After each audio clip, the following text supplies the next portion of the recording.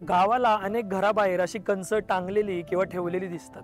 तुमच्याकडे अशी पद्धत आहे का? एकदा आम्ही एका शेतकऱ्यांकडे गेलो होतो, तेव्हा त्यांच्या शेतातली ज्वारीची कापणी झाली होती, परंतु 8-10 ताटं तशीच उभी होती.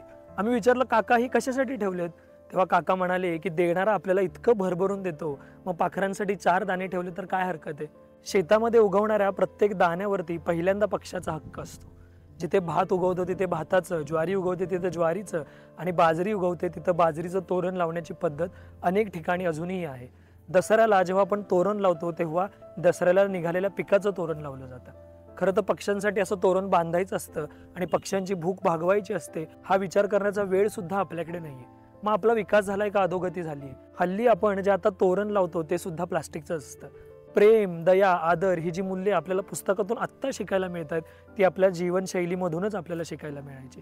पूर्वी जेव्हा आई घराच्या बाहेर सुपामधून धान्य पाखडायला बसायची तेव्हा असंख्य चिमण्या तिच्या आजूबाजूला असायच्या, तेव्हा ती गाणं सुद्धा म्हणायची. परंतु आता ते धान्य पाखडणं सुद्धा बंद झालंय आणि त्या चिमण्या सुद्धा बंद झालेत, कारण आपण आपल्या संस्कृतीपासून खूप लांब येत चाललोय.